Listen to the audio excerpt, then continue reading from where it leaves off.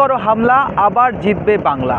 এই স্লোগানকে সামনে রেখেই কিন্তু তৃণমূল কংগ্রেসের second in command Abhishek Bandyopadhyay গোটা রাজ্যে বিভিন্ন ধরনের কর্মসূচি নিয়ে কিন্তু গোটা রাজ্যের প্রত্যেকটি জেলায় জেলায় তিনি যাচ্ছেন এবং সেখানে জনসভা করছেন, মানুষের সঙ্গে কিন্তু তাদের যে উন্নয়ন সেটা শেয়ার করছেন। এবং আগামীতে রয়েছে 26শে বিধানসভা নির্বাচন, সেই নির্বাচনকে কীভাবে আবারও মুখ্যমন্ত্রী হিসেবে মমতা বন্দ্যোপাধ্যায়কে দেখা যায় সেই বিষয় নিয়ে কিন্তু প্রচার এবং ইতিমধ্যেই শুরু করেছেন।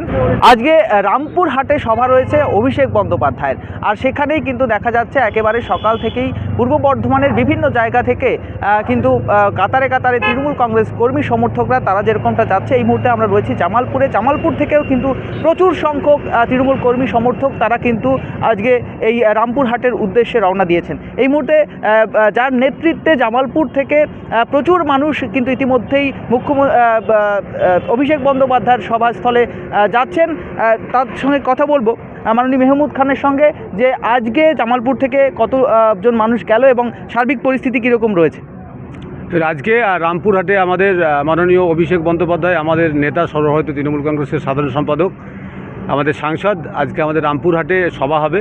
সেই সভাতে আমাদের জামালপুর ব্লক তৃণমূল কংগ্রেস এবং সব উইংসের পক্ষ থেকে আমরা রওনা দিয়েছি এবং এখানে আমাদের বাস আসার কথা ছিল 26টা, কিন্তু বাস আমাদের সব এসে পৌঁছায়নি।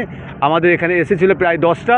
তারপরে আমরা ছোটো গাড়ি থেকে প্রায় 30টা ছোটো গাড়ি আমরা করেছে বিভিন্ন জায়গায় যে কোনো প্রকারে সকাল থেকে আমাদের বেরিয়েছে এবং খুব কুয়াশা আছে এবং বিভিন্ন গাড়ি আসার সময় যারা এখানে আমাদের আসছিল বাস নিয়ে আমরা রামপুরহাটে যেতাম, সেখানে শক্তিগড়ও কিছু একটা অ্যাক্সিডেন্ট ঘটার পর 3-4টে বাস রয়ে গেছে।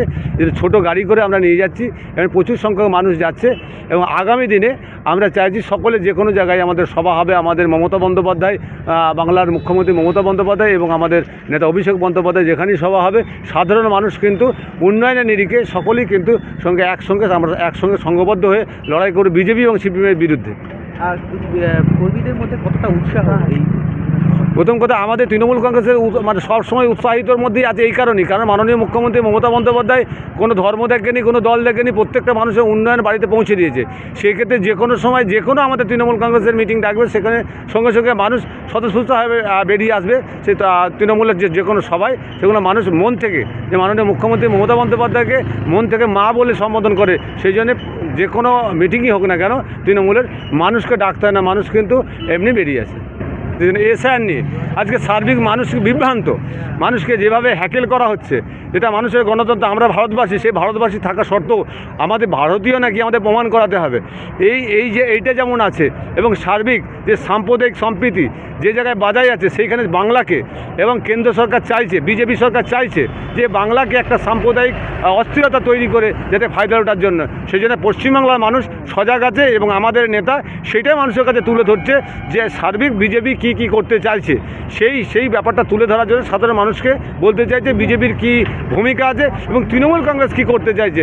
এবং আমরা চাইছি সার্বিক পশ্চিমবাংলায় সাম্প্রদায়িক সম্প্রীতি বজায় থাকুক, প্রত্যেকটা মানুষ যেন খেয়ে পড়ে বেঁচে থাকতে পারে এবং প্রত্যেকটা মানুষ যেন নিজের ধর্ম নিজে করতে পারে।